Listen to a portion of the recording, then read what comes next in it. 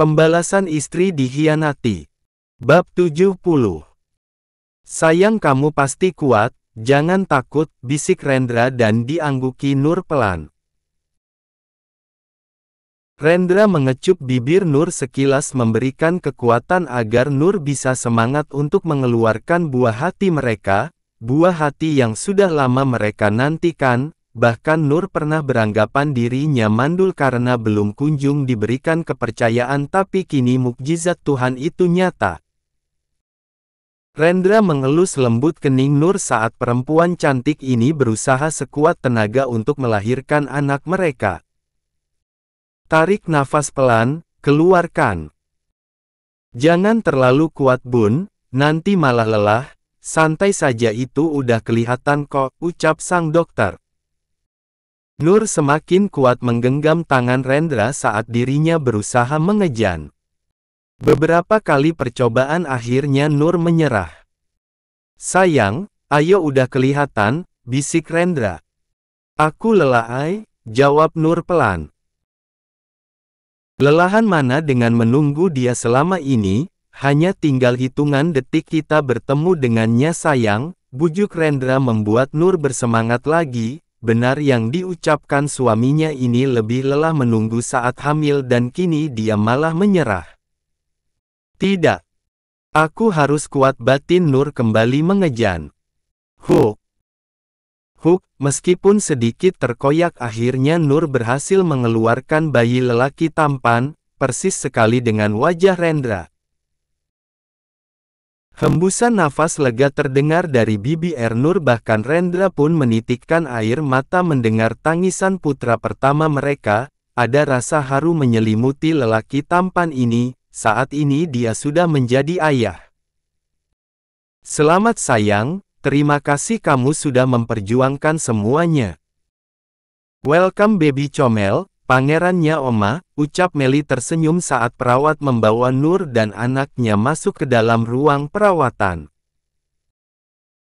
Tak ada lagi yang lebih bahagia menurut Meli selain bertambahnya cucu, rumah pasti akan menjadi ramai, begitu juga dengan April yang bahagia menyambut kelahiran cucunya. Bunda bahagia sayang, kalian semua sudah dewasa dan sudah menjadi orang tua. Semoga rumah tangga kalian semua diberkahi oleh Sang Pencipta, ucap April tulus, tetesan air mata tak terasa turun dari pipi yang mulai menua. Alvan pun tak kalah bahagianya karena tak menyangka kehidupan mereka berbanding terbalik dengan khayalan saat mereka muda. Ardian Narendra, nama anak lelaki yang disematkan oleh Rendra dan Nur. Kurang kenal apalagi kamu dengannya, Anissa anak yang baik 2 tahun dia menjadi sekretaris di perusahaan Om Satria dan 3 tahun menjadi sekretaris papamu, tidak ada yang kurang ujar Nur pada anak semata wayangnya ini.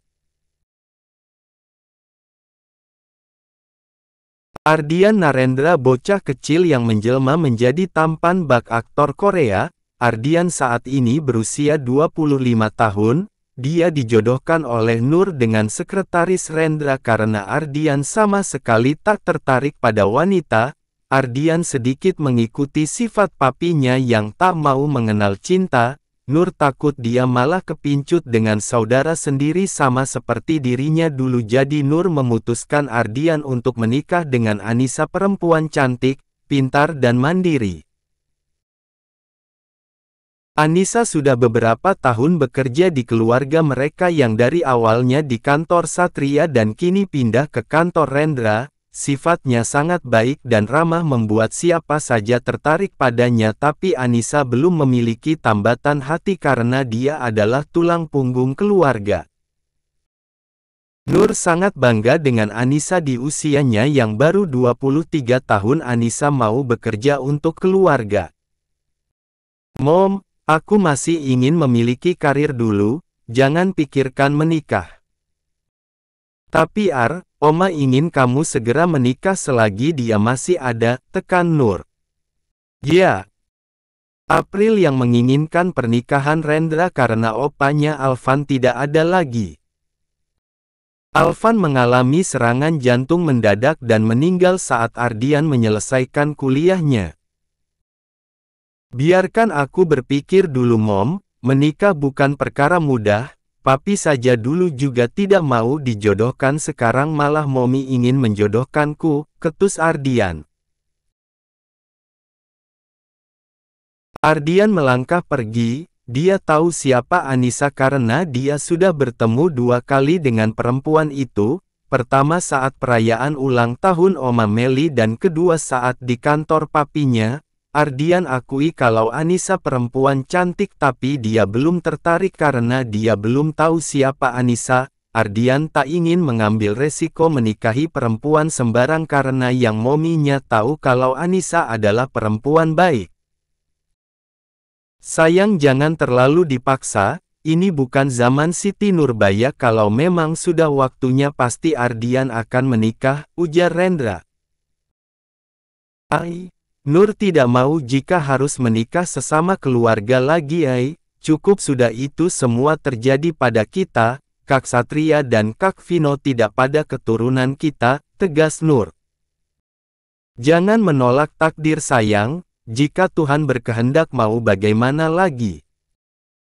Pokoknya Nur tidak setuju, Nur mau keluarga kita keluar dari ranah pernikahan keluarga, biarlah Ardian menikah dengan Anissa, dia perempuan baik. Baik menurutmu belum tentu untuk mereka sayang, lagi pula Anissa itu punya hati, meskipun kehidupannya jauh di bawah keluarga kita tidak boleh memaksakan kehendak. Mana tahu Anissa sudah memiliki kekasih, jangan egois. Payah ngomong sama kamu, selalu saja bertentangan, kesal Nur lalu meninggalkan Rendra. Saat ini perusahaan masih diurus oleh Rendra karena Ardian belum sepenuhnya di sana karena Ardian masih banyak menghabiskan waktu dengan nongkrong bersama teman-temannya. Devan. Pekik Vina kesal pada anak lelakinya ini pasalnya Vina melihat Devan sedang berciuman mesra dengan teman wanitanya di dalam ruangan. Devan jauh berbeda dari papanya yang pendiam. Devan tumbuh menjadi lelaki tampan dan playboy beberapa kali sudah dia berganti wanita membuat kepala Vina pusing memikirkan anak sulungnya ini. Kenapa mama kemari? Tanya Devan ketus. Perempuan yang duduk di pangkuan Devan segera keluar. Anak kurang ajar, berapa kali mama bilang stop bermain wanita Devan mama tidak mau jika terjadi sesuatu pada adikmu Kayla Van, sudahlah tinggalkan semua wanitamu, biar mama yang mencarikan jodoh untukmu. Setahun sudah melahirkan Devano, Vina hamil kembali dan dianugerahi putri cantik yang dia beri nama Kayla Abraham, lengkap sudah kebahagiaan Satria dan Vina saat itu tapi kini setelah dewasa Vina dipusingkan dengan sifat playboy Devano. Tidak, aku bisa mencari sendiri jangan coba-coba menjodohkan Kuma, ancam Devan. Mama pulang saja jangan membuat kegaduhan di sini, aku malu, usir Devan. Anak durhaka kamu ya, ini kantor suamiku kenapa malah kamu yang mengusirku, kesal Vina. Ruangan papa ada di lantai atas ma, kenapa mama malah ke ruanganku? Kalau tidak mama datang kemari sudah pasti kerjamu selalu bermesraan dengan banyak wanita, mulai besok mama akan memberikanmu 1 asisten pribadi agar bisa melaporkan setiap kegiatanmu. Ma, aku bukan anak kecil lagi yang harus diawasi, aku sudah dewasa ma. Kalau memang sudah dewasa cobalah serius dengan 1 wanita Van, bukan banyak wanita, mama capek bicara denganmu, mulai besok turuti ucapan mama jika tidak kamu akan mama coret dari daftar warisan, tegas Vina membuat Devano terdiam, mamanya selalu saja mengancam. Vina masuk ke dalam ruangan Satria dengan wajah cemberut, dihempaskannya tas LV keluar terbaru di atas sofa dan dirinya mendekat pada Satria yang sedang serius menatap angka di laptopnya. Kenapa sayang? Tanya Satria yang tahu kalau Vina saat ini sedang kesal. Anakmu Mas, jantungku bisa copot jika tiap hari diperlihatkan adegan 18++ oleh anakmu itu, kesal Vina. Apa kamu tidak mengawasi kerjanya Mas, tiap hari bergonta-ganti wanita, atau sifat itu dia turunkan darimu, tuduh Vina. Jangan sembarang kamu, aku tidak pernah begitu, jawab Satria cepat. Lalu sifat siapa yang dia warisi? Tanya Vina. Satria terdiam seketika, dia berusaha tidak mengikuti jejak papanya tapi hal itu terjadi pada Devano anaknya. Mas, cabut semua fasilitasnya jika dia tidak mau aku jodohkan. Sayang dia anak kita, jangan kejam. Apa kamu akan membiarkannya menjadi anak jalanan? Aku hanya ingin Devan berubah Mas. Bukan begitu caranya. Lalu, memberikan semua yang kita punya dan membiarkan dia menghabiskannya, lama-lama bisa bangkrut kita, kamu harus pikirkan Kayla Mas, dia masih butuh banyak biaya, jangan hanya Devan terus, oceh Vina. Memang selama ini Satria yang selalu memanjakan Devan berlebihan hingga Devan tidak memiliki rasa tanggung jawab. Nanti aku akan coba bicara pada Rendra bagaimana cara mengatasi Devan. Jangan Rendra Mas, minta Vino yang bawa Devan untuk bekerja di salah satu kafenya, biarkan Devan mencari uang sendiri di sana, biar dia tahu bagaimana susahnya mencari uang. Jangan bisanya menghamburkan tidak jelas, di sini juga Devan tidak punya kerjaan bukan, usul Vina. Tapi, sudahlah Mas, Vino pasti bisa mengatasi Devan. Kiara. Panggil Kirana masuk ke dalam kamar Kirana yang sedang memainkan ponselnya. Kenapa Bun? Tanya Kiara. Kamu sedang apa?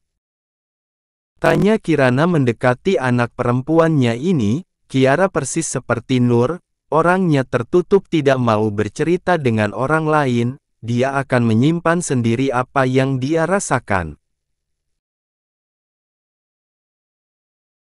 Vino dan Kirana memiliki dua anak, setelah Kiara ada Samuel anak lelaki yang sekarang mengurus semua perusahaan milik Kirana sedangkan Kiara lebih memilih bekerja di perusahaan orang lain dengan alasan ingin mandiri. Kiara memang sangat dewasa, dia tidak pernah mau menunjukkan kalau orang tuanya kaya raya justru Kiara lebih berpenampilan sederhana berbeda jauh dari Kayla anak Vina dan Satria yang selalu ingin tampil glamor. Ini Bun lagi ngirim email sama Pak Andre Bun, besok ada meeting penting yang harus beliau hadiri, takutnya malah nggak menguasai materi nanti Bun jadi harus di email sekarang, jawab Kiara tanpa mengalihkan pandangannya dari laptop. Kaye.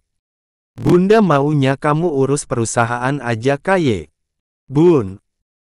Ada Sam di sana. Percaya deh kalau Sam bisa mengatasi semuanya, jawab Kiara lembut.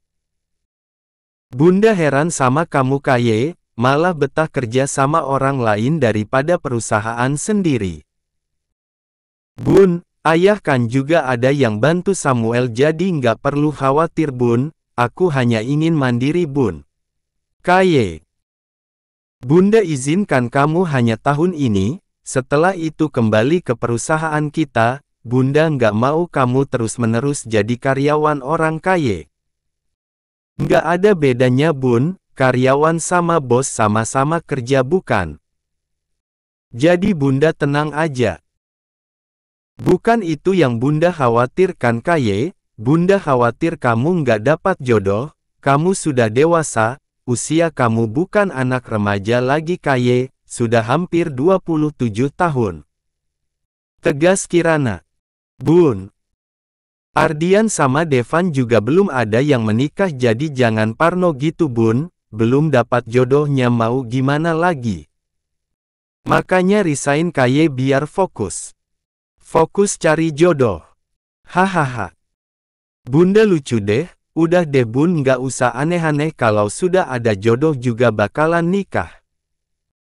Kamu nggak bisa dibilangin ya Kaye, bunda pusing lihat kalian, keluh Kirana. Kirana masuk ke dalam kamar lalu menghubungi Vina dan Nur dengan sambungan video. Kenapa lagi Kir? Tanya Vina. Pasti masalah yang sama, jawab Nur dan diangguki Kirana.